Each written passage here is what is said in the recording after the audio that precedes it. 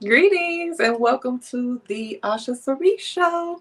I'm your host, Osha Cerese, and this is where culture meets coaching, where healing meets headlines, and where we transmute gossip into growth.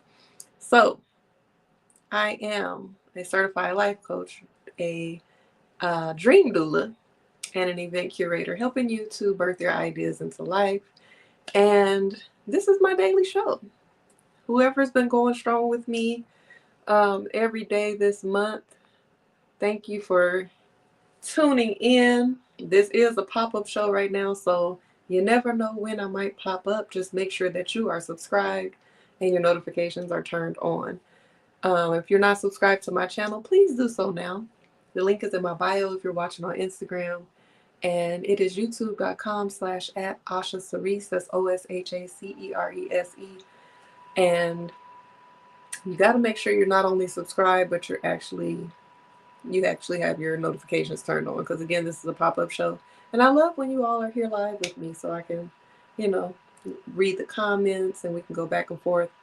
This is the weekend show, so it's a little bit more laxed, not as prepared, because this will eventually be a weekday show and it will eventually only be on YouTube, and then the episodes that have already aired live on YouTube. They're under my live tab. So if you miss a show and you're wondering where you can watch it, it's on YouTube under the live tab. I got to update it, add the thumbnails and the descriptions and all that, but the info is there. The shows are there. So again, thank you for tuning in. This is Sunday, so we just chilling right now. We vibing. It's Self-Care Sunday. I hope you all have poured into yourself today, um, as I have a little bit. I feel like I need to do a little bit more pouring into myself, even though it's almost midnight. But happy Black History Month. This is the drink of the evening. What is this? Matcha almond latte again. We're running this back. I put a little agave in it. I wanted a little bit. I got a little sweet tooth right now, so I put a little extra agave in it. But it's a matcha almond latte by Califia Farms. Vegan, delicious. Cheers to great health, success, love, happiness, and abundance. I've never had it with a little extra added agave in it. It's good. Mm, just what I needed. A little bit of a little sweetness. Okay. Cheers. Thank you. Shout out to AO7 Dad on Instagram, all the way from the UK, right? We got UK viewers. So I appreciate you. So again, this is Sunday, so I'm chilling, y'all. I don't really have too much to talk about. We'll see how long this show goes. It's usually an hour show, but your girl is tired today, and I'm gonna tell you why. I've been getting up fairly early. Cheers, Aries Jackson, one half of Aries Jackson. You gotta remind me of your name because we've been cool for so long, but I've been off of my original Facebook page got hacked, so I lost all of my connections and contacts from 2005 and beyond. And so I just got back on Facebook, and I'm kind of not active on there. Anything you see on my Facebook right now came from Instagram. So remind me of your name again. It's gonna come to me as soon as you tell me, but remind me of your name again. Yes, James Ray. Yes, absolutely. I'm sorry about that. Please blame my head and not my heart. But anyway, um, I was up. I've been doing pretty good with going to sleep earlier and waking up earlier. I'm usually a night owl. I've been a night owl since I was a young girl. I've always had, I don't know, some type of FOMO of going to sleep before midnight, feeling like I'm gonna miss out on something. I don't know. But I've always been a night owl. But like during my winter hibernation season, which starts as soon as daylight savings time ended, like around October, November, I think um, it was like it turned from night owl to just up until the wee hours of the morning. um, to nocturnal, basically, and then it turned into like insomnia. And I've never had trouble sleeping or falling asleep. So, um, over that winter hibernation season, I was up. Usually, I'm up till around 2 or 3 o'clock naturally, 3:30. Um, but during the nocturnal time, it was like I started staying up to about 5, 6. Next thing I know, I'm looking out the window. The sun is coming up. It's 7 o'clock. Then it got to a point where I was staying up until like 10 a.m. So my body had naturally readjusted right before February. And it's interesting how important it is to set your intentions, because it's not just about putting it out there to keep yourself accountable. It's something about speaking those words into the universe that really make a difference. Because I had said to myself that I was going to get back on get back on a more normal routine in February. So literally right before February, my body just naturally started falling asleep earlier, before midnight, which is like a world record for me. And then I was getting up early, um, early for me, which is probably like 7, before 8 a.m. or something like that, which is early for me because I'm self-employed. Um, so I don't have to get up early if I don't want to. And I don't have any children as of right now. I'm, free to do me. So I had kind of started really enjoying that new schedule, because I would get up, start my day with prayer, meditation, journaling, all of that. And then me and my mom would take a walk. And that was, allowing me to get outside, get that nature, be in nature, get that sunshine for the day, or that fresh air, whatever was going on, um, and really get energized for the day. And then the intention was get ready for the day, which I was doing. And then my show was going to be right after I got started for the day, like around lunch hour, this show. Soon as I got into a routine of that, some things shifted in my schedule, where some things required me to be available during the day. So it kind of shifted. So I'm working on readjusting and readapting. And I found myself going to sleep later again. So long story short, long story long, I was up last night till about 3, 3 something. And everything was fine. I was not tired. It's Saturday night, just I don't even remember what I was doing. I think I was watching a podcast interview or something. I don't know. I just so happened to look down at my phone. And you know how, you have your apps on your phone. You have your apps. And then my weather is right here. It's like a little, what do they call it? A ticker or whatever. I saw tornado watch. Why did I see that? I don't play about no damn severe weather. And tornadoes and severe thunderstorms are like two of the most scariest things for me. And hurricanes, which sometimes we get um, tropical storms here in the Atlanta metro area when there is a hurricane on the coast. Anything that has high winds, thunder, lightning, I'm terrified. Now, I talked about this a little bit last week because it was storming a little bit outside during the show. That, my great grandma was scared of thunderstorms and severe weather. And so a few of us in the family received that from her genetically, I guess. It's in our epigenetics that we are afraid of storms. But for me personally, everybody always asks that question online, like, what's that one movie that traumatized you as a kid? And everybody be putting up Halloween, Child's Play, or AKA Jason, Chucky, or whatever, Michael Myers. Y'all want to know what my traumatizing movie was?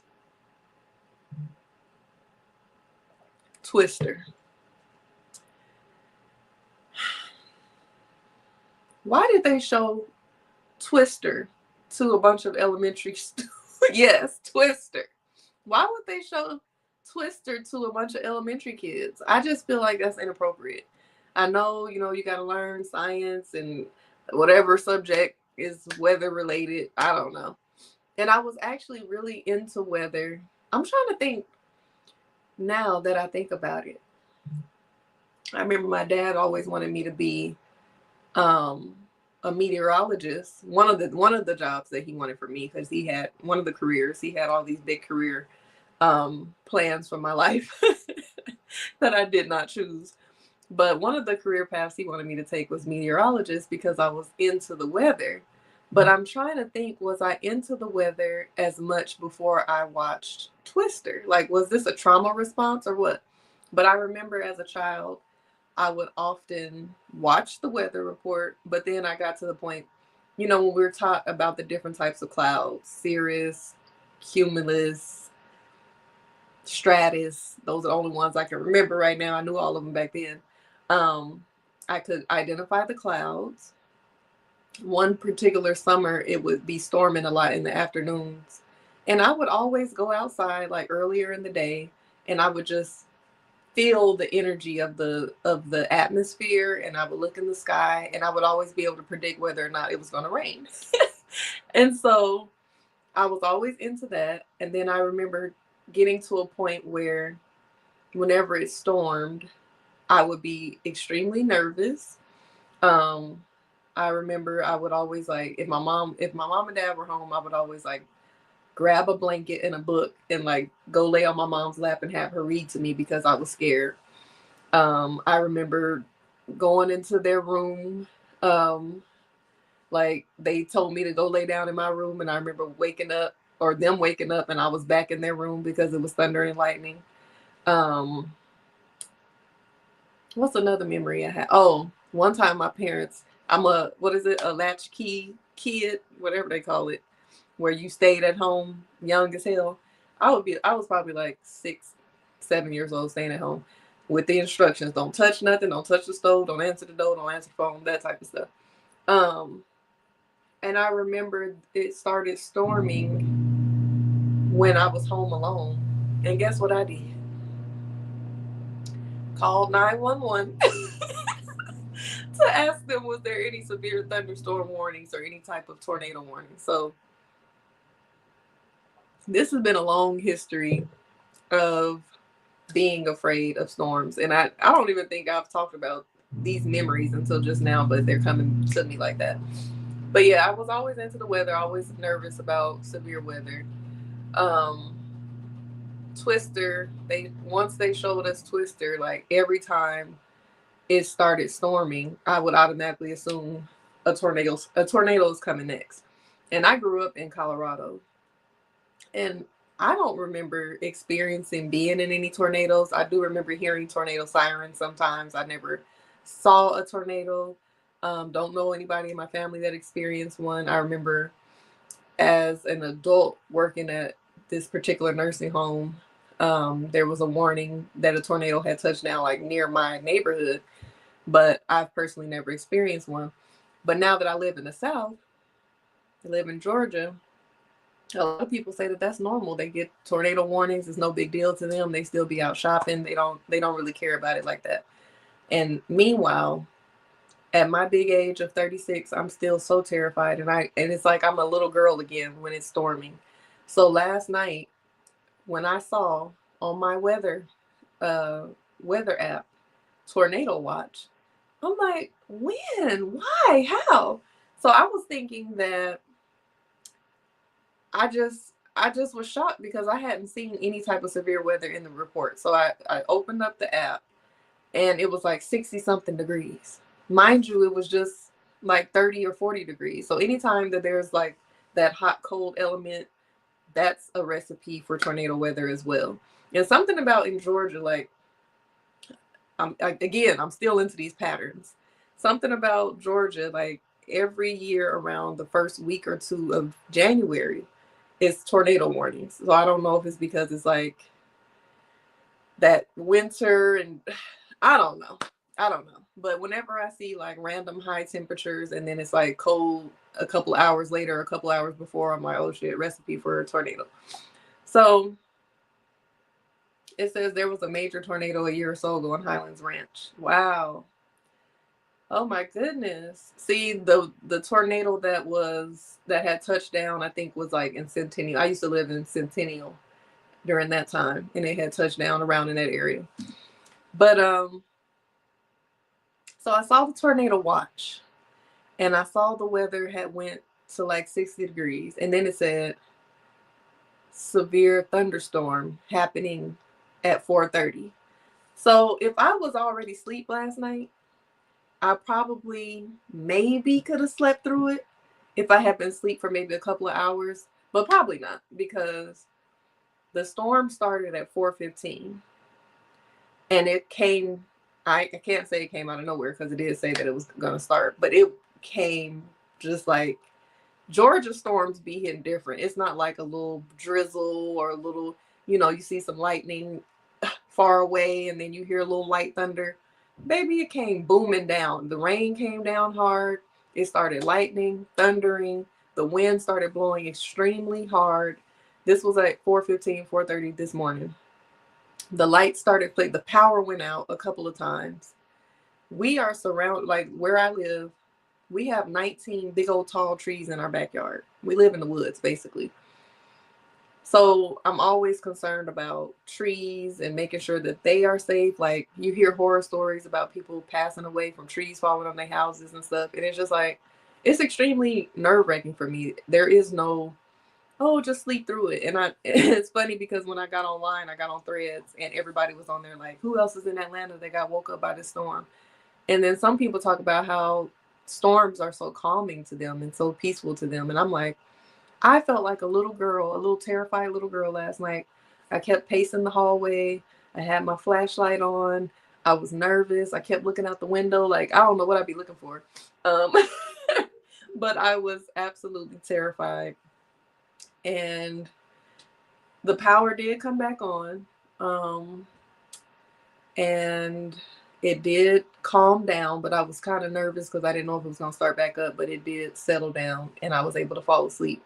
But it was super late. It was probably like closer to 5:30, 6 o'clock by the time I got to sleep. And I had a client this morning, so I was tired. So, somebody says I've seen a tornado pick up a 16 passenger van and blow on. Hold on.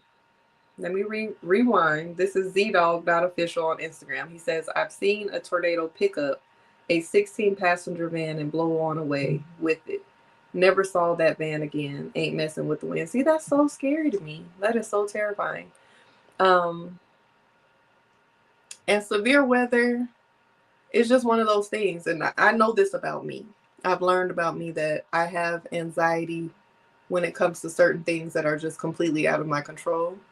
That's why I don't like people that drive recklessly, because I am out of control. Like, I have to depend on you to get me where we're going safely. And if you're driving recklessly, I'm not getting in the car with you no more. That's that. But when it comes to severe weather, there's literally nothing that you can do about it. You can prepare for it, some of it, but there's literally nothing you can do but wait for it to pass. So I have to try to make my peace with severe weather and just trust that I'm going to be safe and everything is going to be all right. And I feel like I'm protected in that way. Like, I personally feel like I have a great relationship with the trees, the 19 trees in the back and the land that we're on. Like, always, when I know a storm is coming, I be talking to the trees like, all right, be strong. We got a storm coming in. And I feel like the trees love us. We always give back to the earth. The land that we live on is blessed. And I feel like there was a time, I think it was October of 2020 during the pandemic, there was a hurricane on the coast of Florida or something. And the tropical storm, of course, hit Georgia. And another thing that's scary is storms during the night, because you can't really see. It's dark as hell. And so this storm was so windy. It was so terrifying that I remember being downstairs. I stopped talking to somebody during that storm too. Let me tell you how I get turned off so quick. The guy that I was talking to had called me and he wanted to small talk, just talk about random stuff.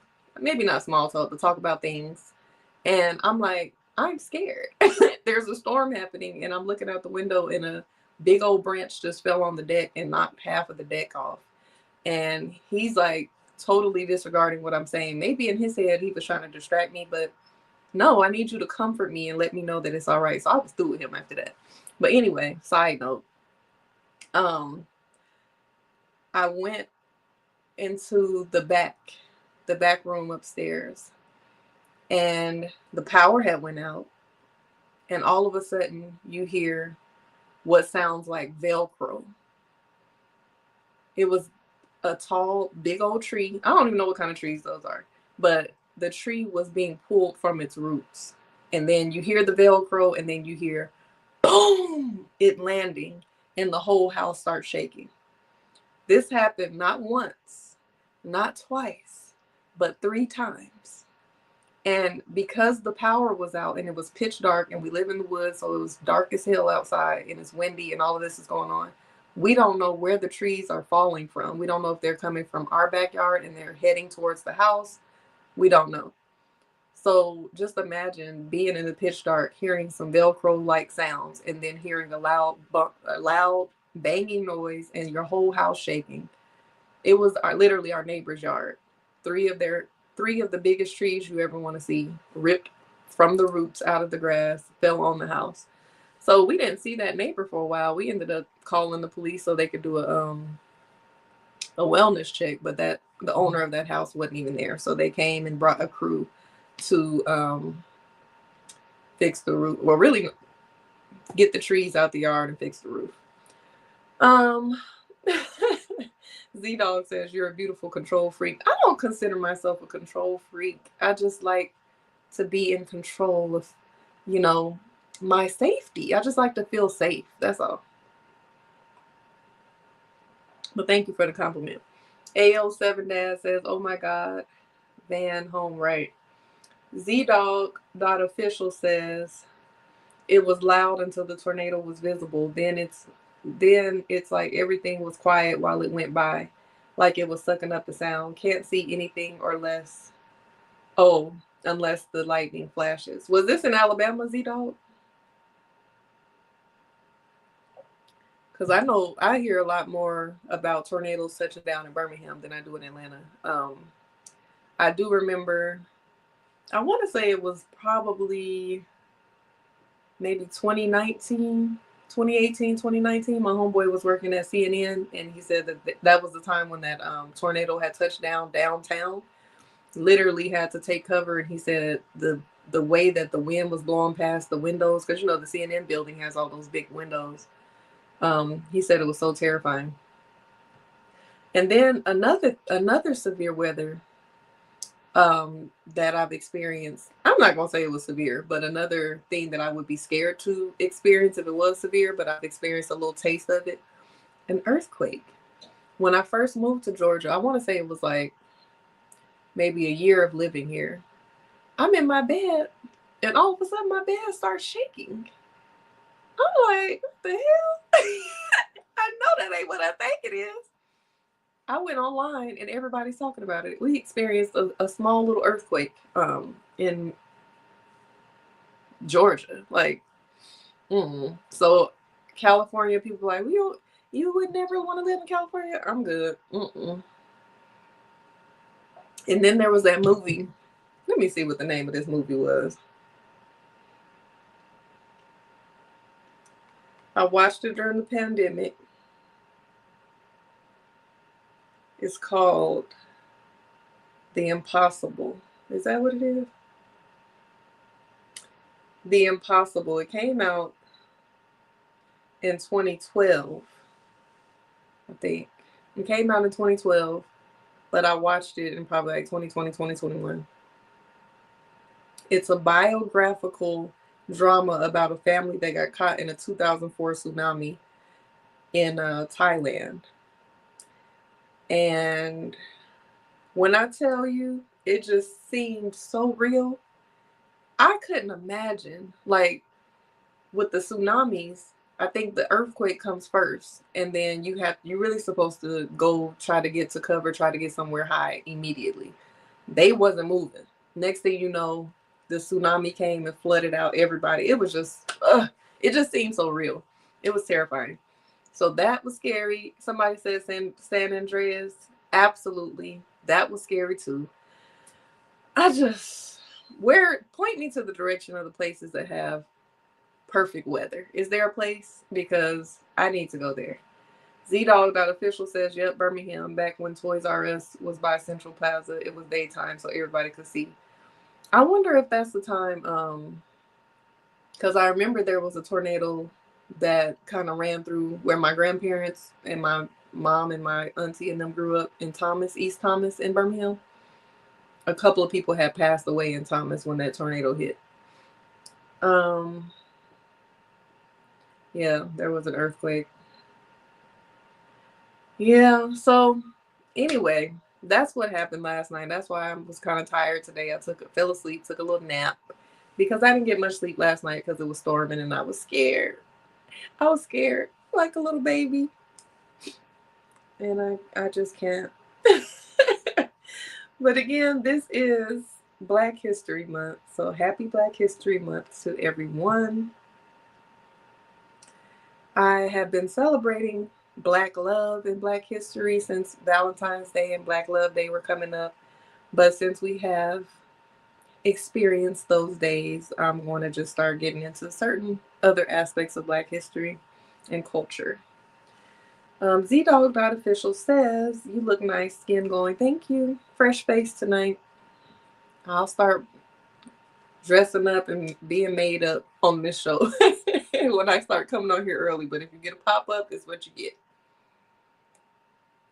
So, my Black History Spotlight, mind you, I'm not that prepared tonight because I was chilling today. I didn't really know what I wanted to talk about today. But before I got on, I ran across a clip from my favorite actress on Threads. Somebody had posted one of her famous clips, and it was interesting because me and my cousin were just talking about this particular scene and this particular movie. So I said, well, let me spotlight this actress and let me talk about that movie because we were just talking about it. So alignment, let's see how it goes.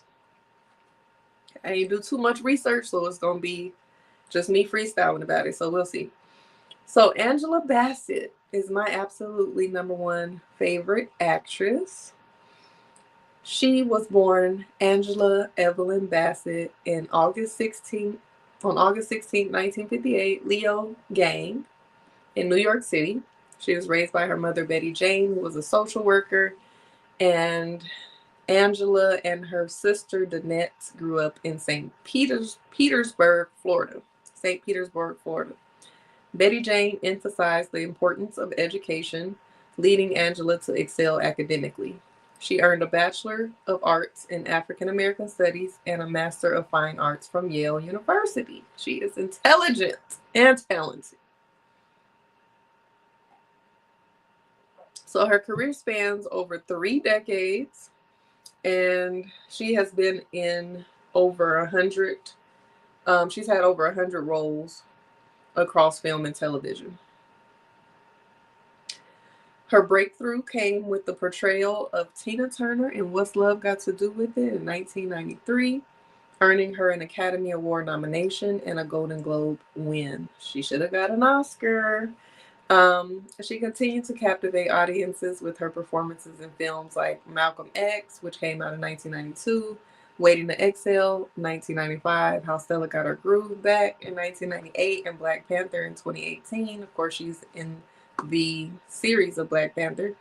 And in 2023, she received an Academy Honorary Award recognizing her outstanding contributions to cinema, after they snubbed her the year before for actually winning an actual award. I really feel like she deserves an actual award for her talent, not just an honorary award. Of course, honorary is honorable too, but she needs an actual award. She married actor Courtney B. Vance in 1997. Courtney B. Vance is the one, he played the father on The Preacher's, what's the name of it? The Preacher's Wife. The couple has twins, a son and a daughter, born in 2006 via surrogate. It is their child biologically, for those that get confused about surrogacy pregnancies. And they wrote a book. They co-authored a book together called Friends, a Love Story, sharing insights into their relationship and family life. In 2023, Angela was named one of Time Magazine's 100 most influential people. She was also honored as a Disney legend at the D23 event, where she expressed deep gratitude to her fans, family, and collaborations. Let's talk about some of the roles that she's played that she bodied. Um, what's love got to do with it? If you didn't know what Tina Turner looked like, you would think that Angela Bassett was Tina Turner, the way she played that role. And shout out to Lawrence Fishburne too, because he played the hell out of Ike as well. But she absolutely gave Tina Turner just justice. And speaking of Tina Turner, because I was gonna say, rest in peace to her. Happy heavenly birthday to my Uncle David as well. He would have been 70 today. Happy heavenly birthday to Uncle David. I miss him. I miss him saying, this is his greeting to me. Hi, Asha. So I miss that. I miss his spirit, his energy on earth. I know his energy and spirit is still alive and well and living and around me. But happy heavenly birthday, Uncle David. I just wanted to say that as well. But Tina Turner, what's love got to do with it? She actually did that so well. She studied Tina Turner. She worked with Tina Turner. She got them guns. I ain't got none. Let me see if I got to work out to get them. But she worked out. She got her body looking right for the role. She absolutely did amazing. One of the roles that wasn't listed on my notes, that I actually love, and that's one of my favorite. It's not really a movie. It's a series, is it? A docu-series, a biopic series. I don't know. Um, The American Dream, the Jackson 5 story. She played Katherine Jackson. She bodied that role. Like, she could play some real life people and not make you feel like she's Angela Bassett, even though she has the essence of herself in every role. She makes you feel like she is that person. Keke Palmer does that. I don't want you, I don't want you, I don't want you, I don't want you. She could do that scene and sound just like Angela Bassett, but she did amazing in that role. Um, what else? Malcolm X playing Betty Shabazz, amazing performance. We're gonna talk a little bit more about that one in a second. How Stella got her groove back in '98. I did a series on TikTok called "How Osha Got Her Groove Back." Sharing my experience with getting back into dating after the pandemic. And it wasn't nothing like how Stella got her groove back, we'll say that. But she did amazing in that film. Taye Diggs, I think that was like his big debut, his big break.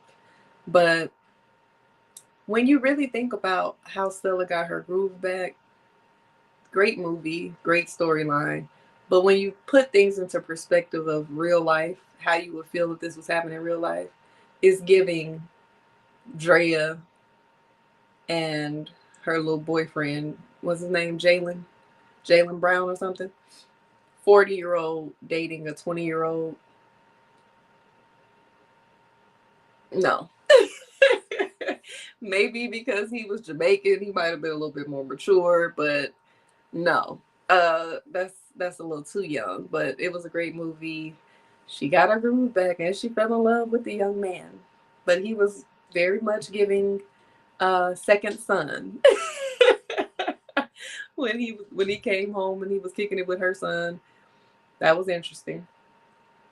Greetings, Zakia. If you're still on here, I'm talking about something that we talked about the other day on here in a minute.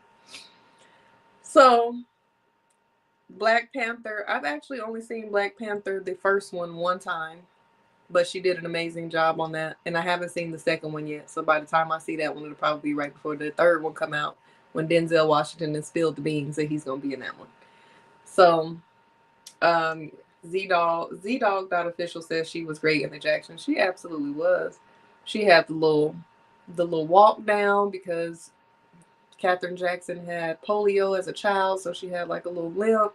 She just played the motherly role so well.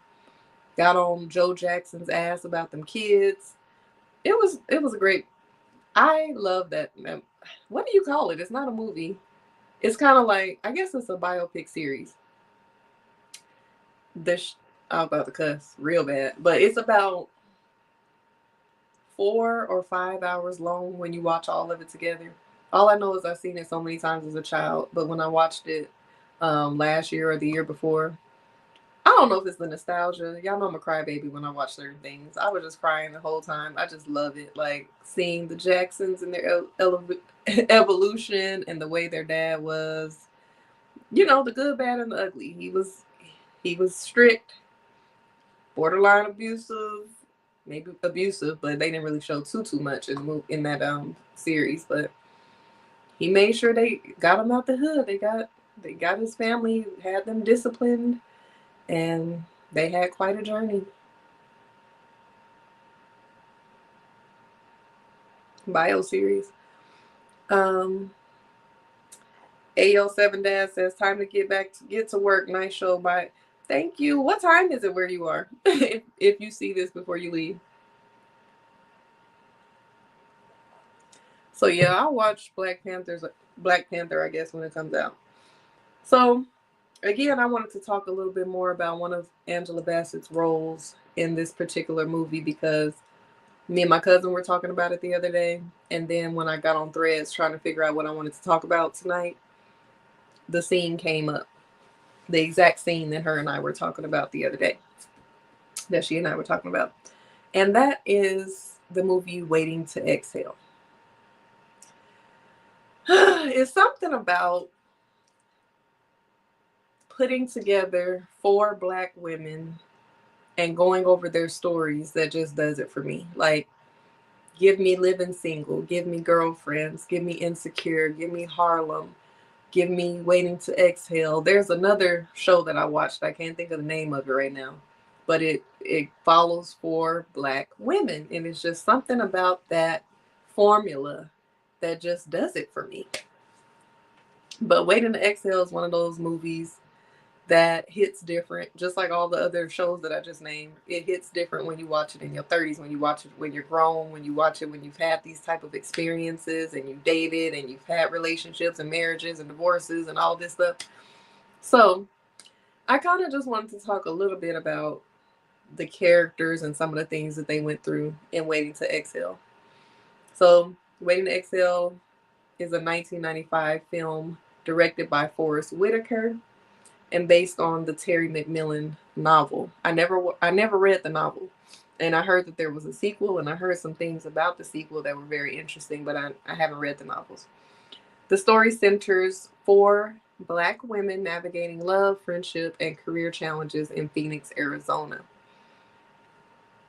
So since we're talking about Angela Bassett first, let's just get into her character, Bernadine Bernie Harris. She dedicated her life to supporting her husband's dreams and sacrificed her own. She dedicated her life to focusing on his career, building his business. As Not Gonna Cry by Mary J. Blige said, she was his lover and his secretary, working every day of the week. Was at the job when no one else was there, helping him get on his feet. 11 years out of her life.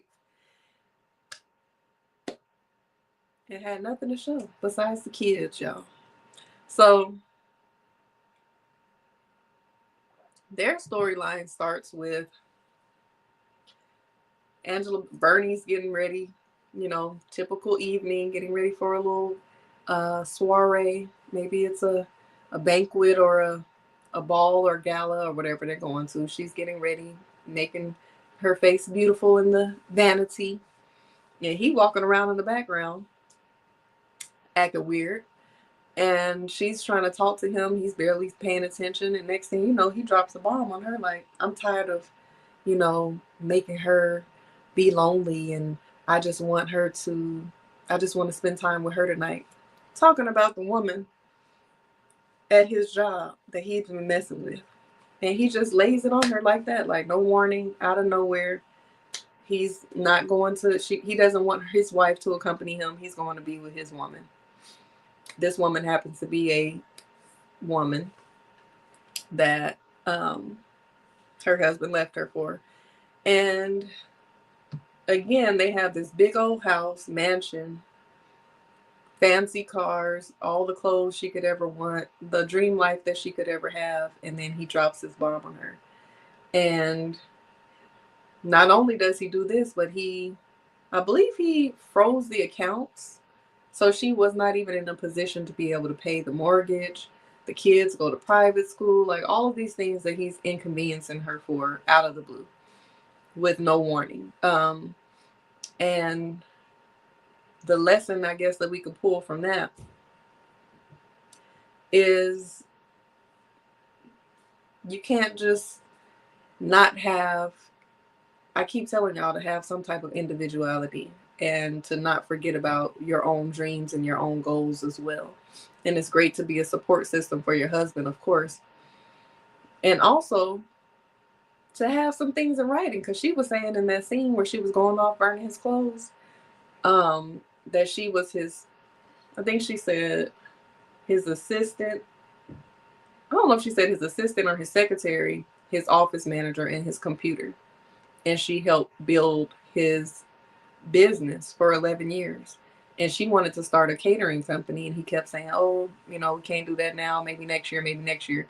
So she was never able to put any effort into her dreams because she was helping him build his. And,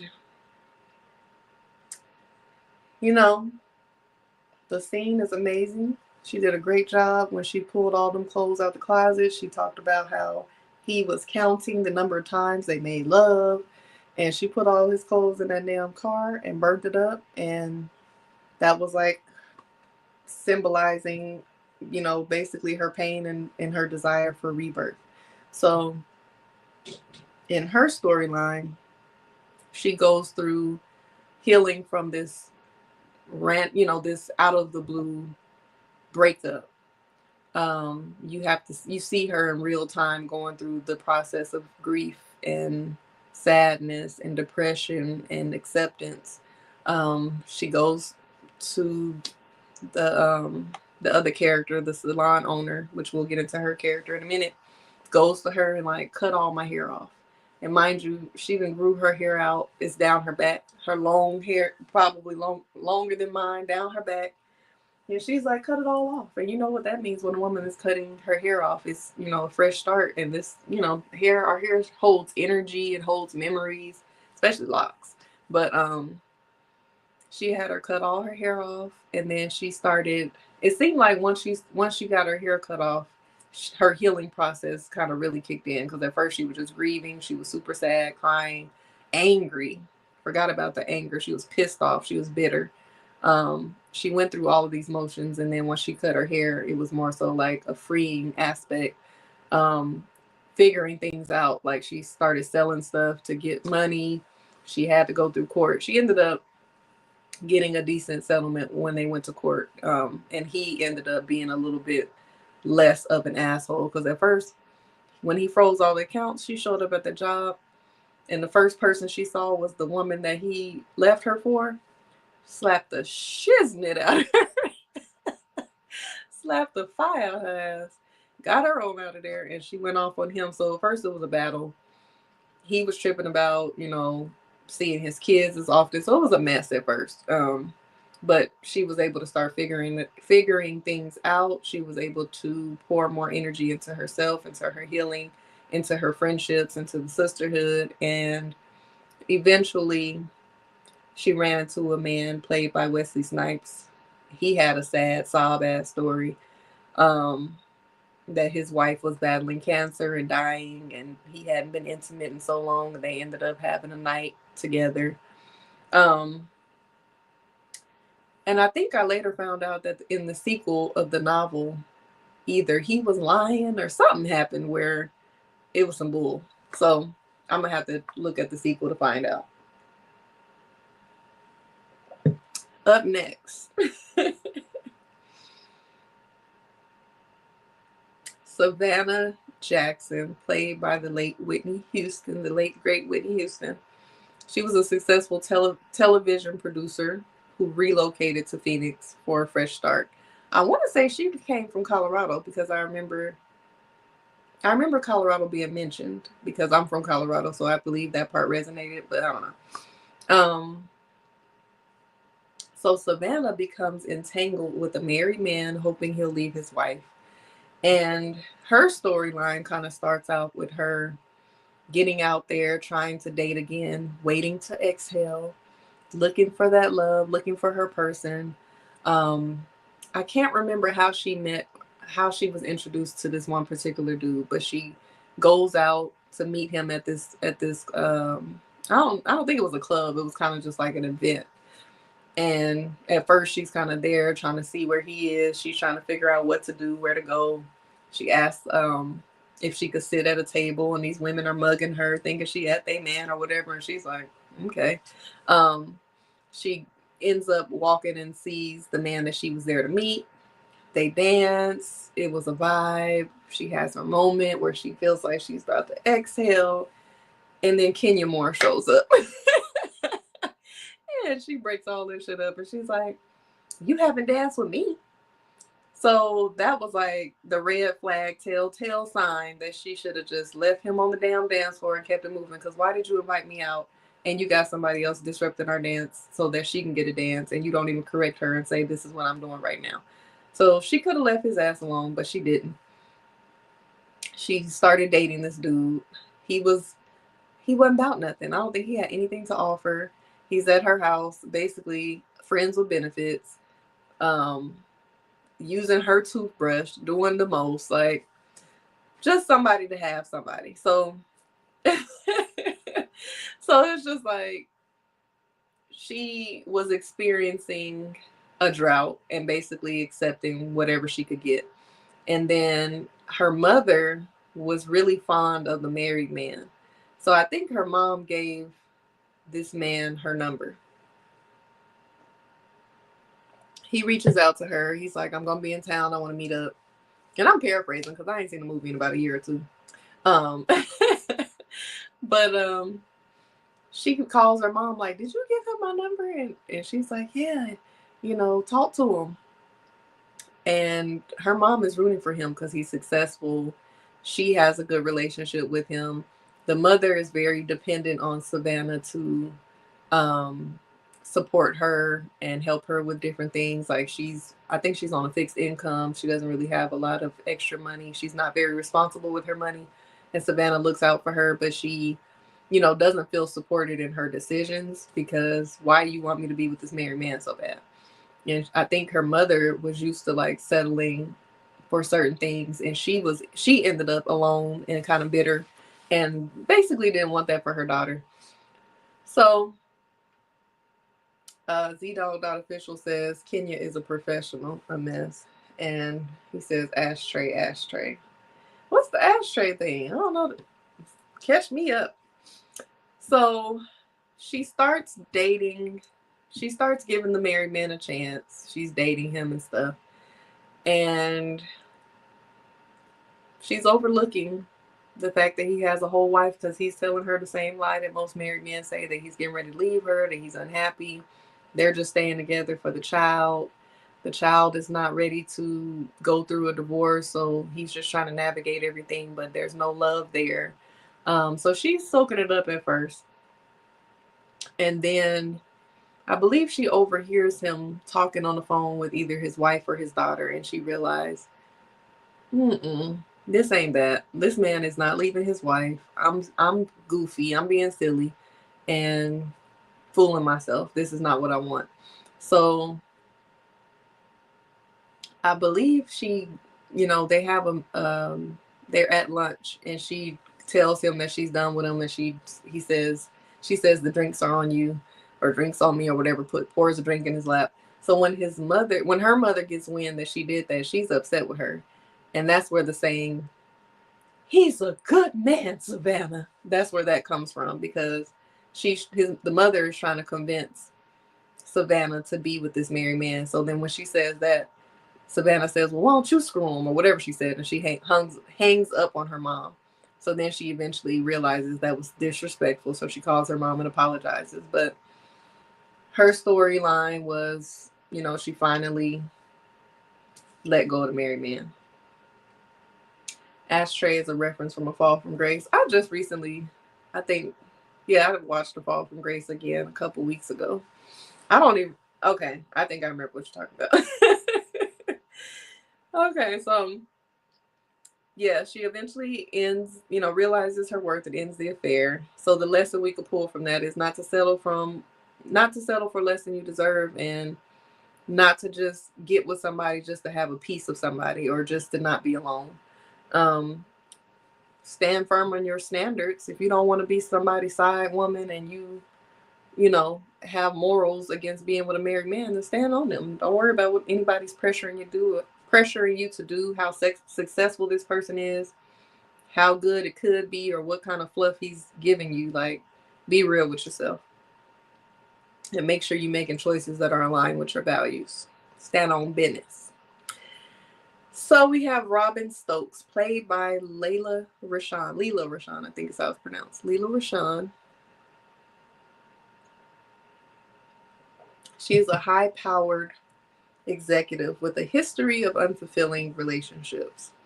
So she struggles with choosing the wrong partners, leading to a series of disappointments, and she eventually decides to prioritize herself and her future. So she had a lot of interesting relationships in this movie.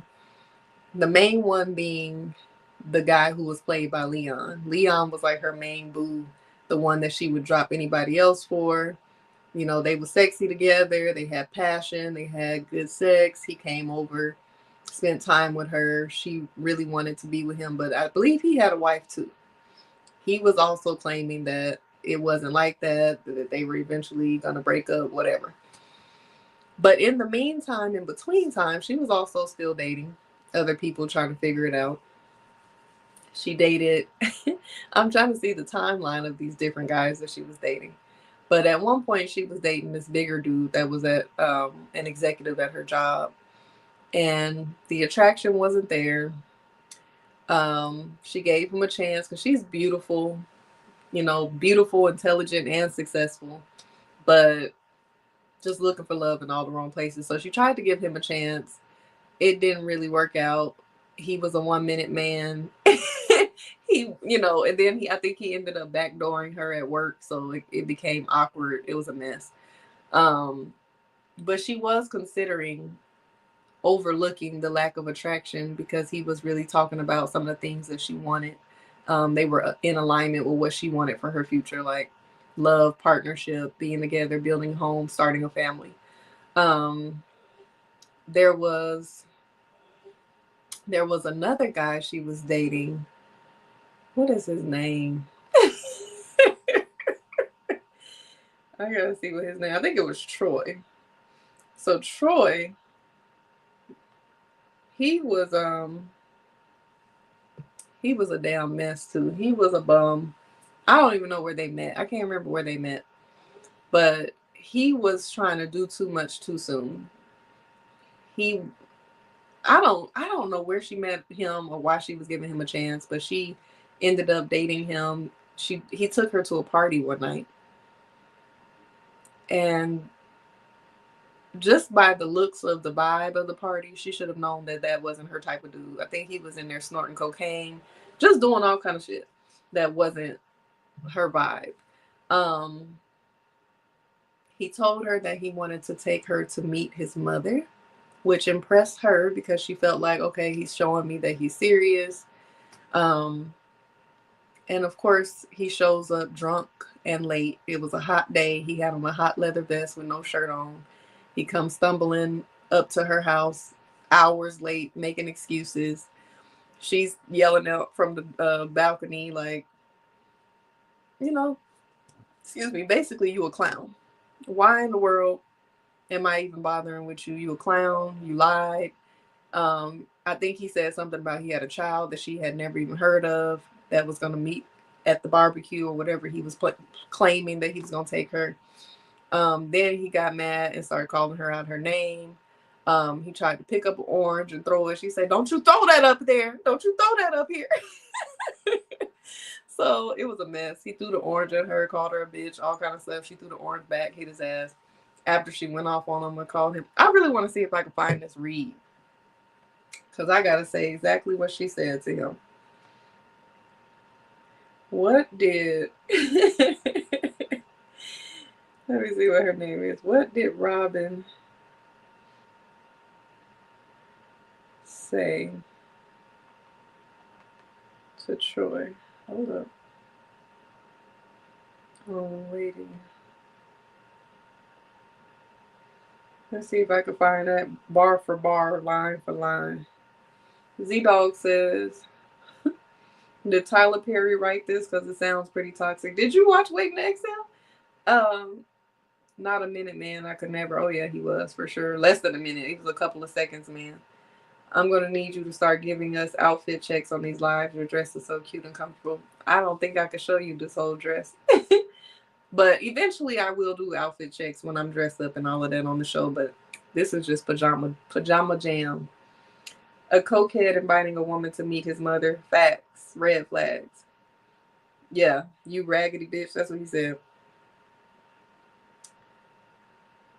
Okay, let me see. Please let this whole thing be on here.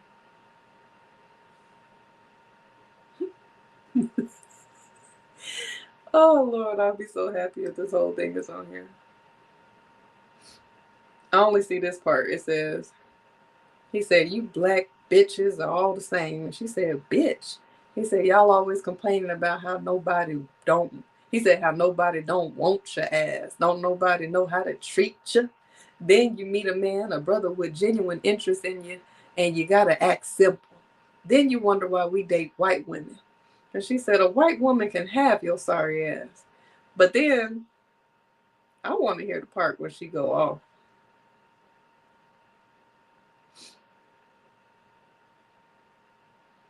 If I can't find the words, I'm going to play it.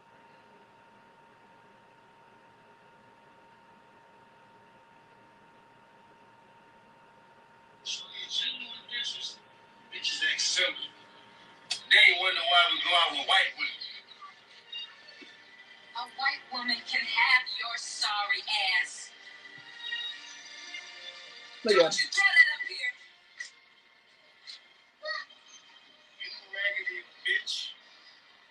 You better be more careful when you pick up in grocery stores next time. Troy, take your drunk ass, leather wearing in the summertime, need a shave, stinky ass home. All I don't ever football travel. Forget you. Dang, they didn't play the part where she threw that orange back. You know it was back in the day she called him a punk. She said punk. But anyway, that was the end of that situationship. She ended up kind of going back and forth with the other dude played by Leon. And until she had enough of him too. He came to kick it with her one night. I remember a guy that she was dating had called her while he was in bed after he had just come back from being with his woman, his wife. And he was like, she confronted him about being with this other woman. And he's like, you're not about to check me about being with my own wife. So he laid down and she got a phone call from one of her old boos, her other boos. And he was like, make sure that they don't call you after 9 o'clock or whatever. So both of them were doing their own thing. But she ends up getting pregnant by him. And he shows up one night trying to come through, popping up. And she's basically like, no, I'm not interested. And she lets him know that she's pregnant and she don't, you can or cannot be involved if you, whatever you're trying to do, but I'm having the baby and I don't need you, whatever. So, the lesson we can pull from her is recognize and break the unhealthy patterns. Again, being firm on what your standards are and sticking with them and not settling for the okey doke. And then knowing her worth, because again, she was so beautiful, just like all the ladies, but so beautiful, successful, intelligent, but you dealing with bums. Like, we have to recognize our worth. Um, and not falling for the okie doke. A married man can never, like, they're not gonna leave their wives unless they leave their wives. Like, holla at me when the divorce is final. If the love is still there, then we could try it then, but going on somewhere. And then we have Gloria Matthews, played by the beautiful Loretta Devine. I believe she's probably she's my top three. She in my top three of actresses. She was a single mother and a beauty supply owner, devoted to her son. Basically, her life pretty much revolves around her son. Her son is getting ready to graduate high school. He has certain dreams, but she's allowing her fears to kind of hinder him on his path. Um, and then she ends up meeting her new neighbor, Marvin, and their relationship helps her embrace her desires and her independence. In the beginning, her storyline, when it came to love, she basically didn't have a love life. Again, she was a single mother focused on her son. He was growing, he was having sex, he was doing what he wanted to do. He was playing, I think he played the saxophone or whatever, wanting to travel overseas. And she was afraid of that. She didn't want him to leave her. She didn't want him to be, unsafe. And she kind of still treated him like a little boy in many ways.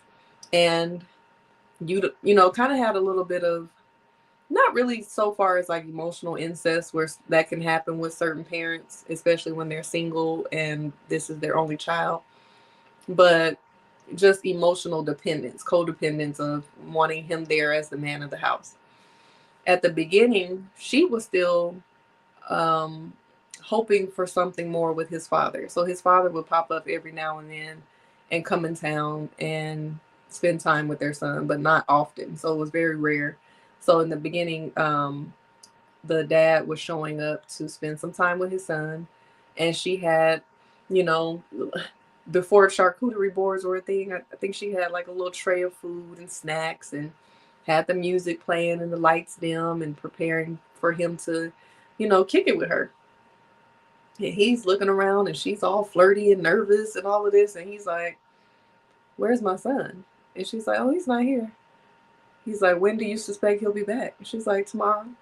And he's like, "All right, well, I'm gonna be at this hotel until this time. Like, if he wants to see me, he can come see me." And she's like, "Well, I was hoping you could stay here and spend the night with me like you did last time." So apparently, last time they got it on when he came in town.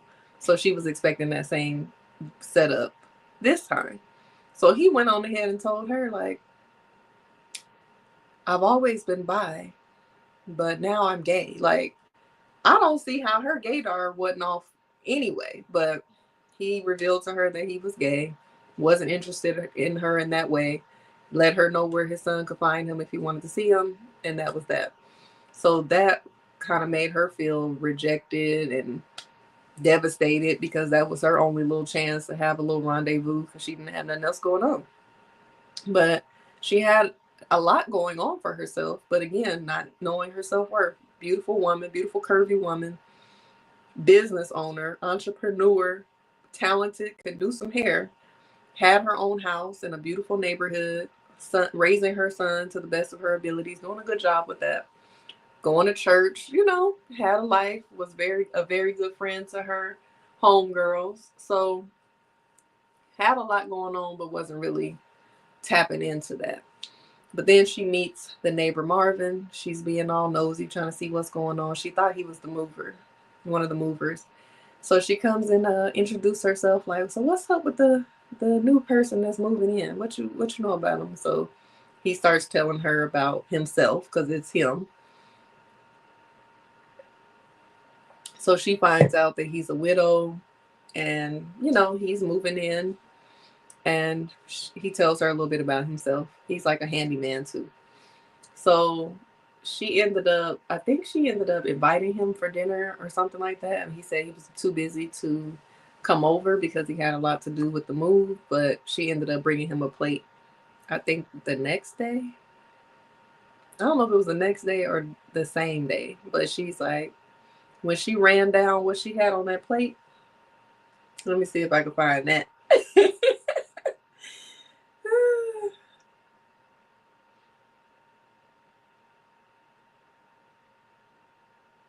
when she ran down the menu,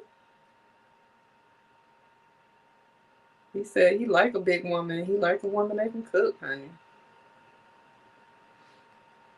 Cause she, one of those things that she did to show how she had low self-esteem, she tried to make a joke out of herself. Like, I ain't got no business eating all that as big as I am. And he was like, I like big women. So she said, when he asked what did she cook, she said it's just leftovers, collard greens and cornbread, some candy yams, a little potato salad, fried chicken, peach cobbler, and a few slices of ham. Sign me up. Oh, Lordy. Z-Dog, that official, says women really be picking dudes like that in real life. Facts. And he says that you like a woman like Asha. Lots of people know the plan. Thank you.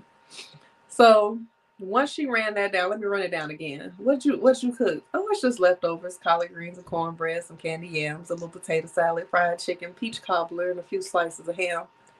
Run it on over here. So she cooked for him or whatever. And I feel like she had the best dynamic when it came to like the man that came into her life, as far as he wasn't toxic like the other women's men. It was more so her having to deal with her own triggers and toxicity that came up. She was being resistant.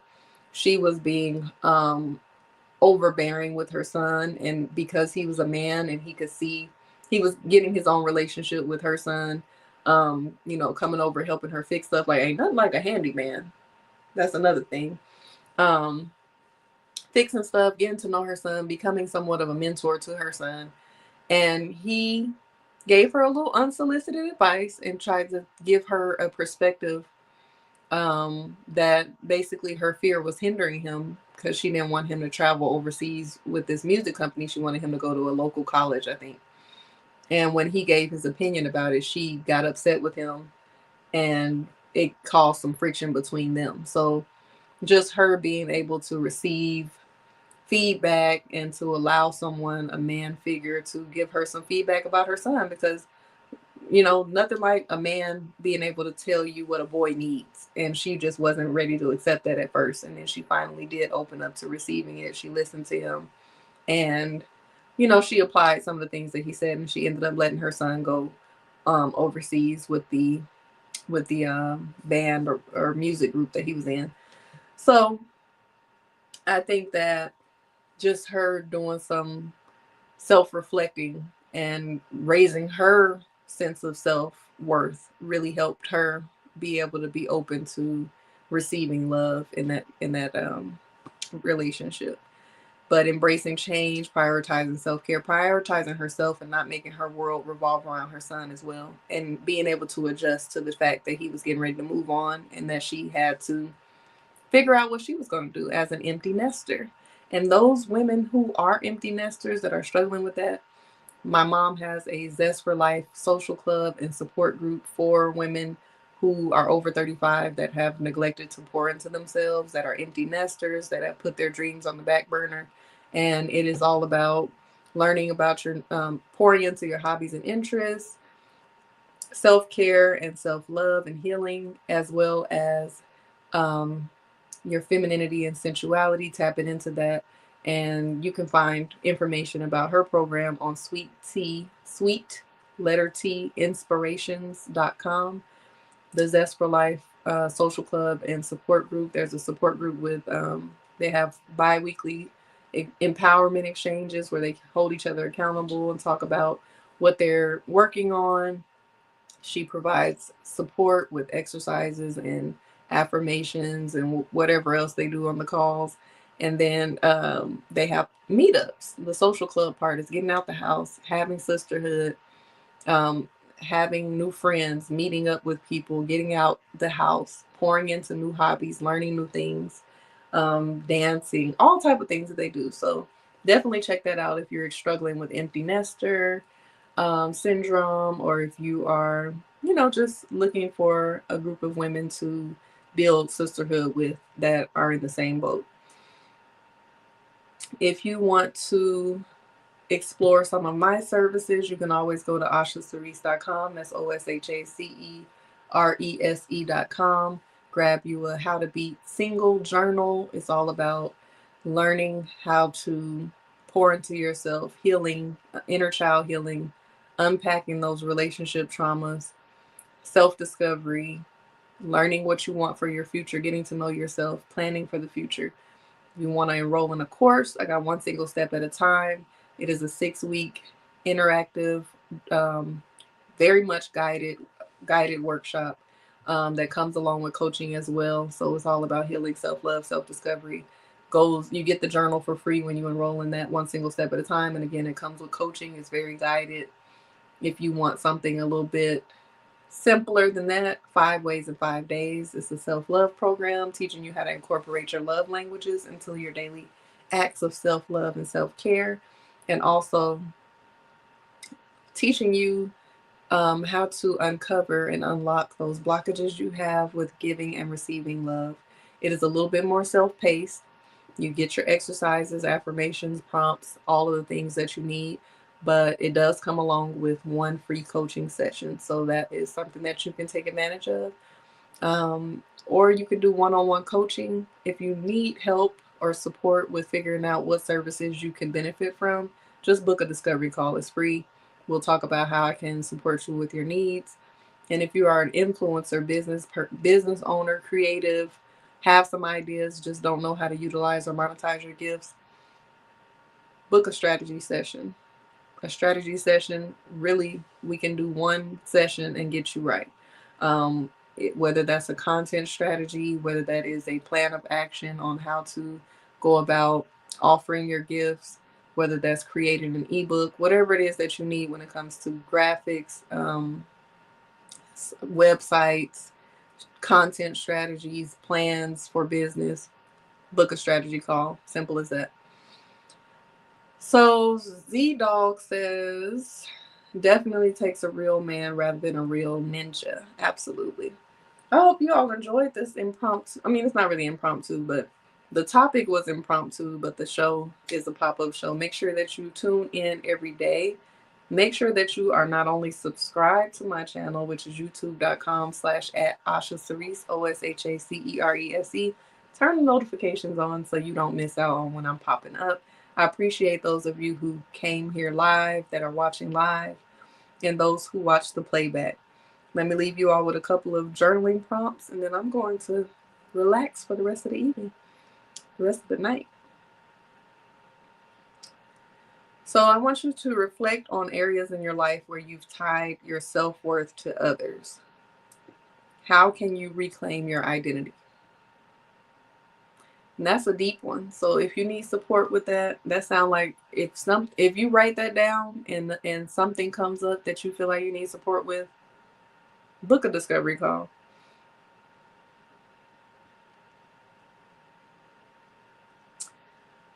Consider a change you're resisting. What fears are holding you back and how can you address them?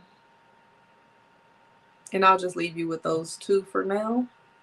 Again, I hope you all are doing amazing. Thank you all for tuning in to the Osha Cerese Show, and I will see y'all later. Good night.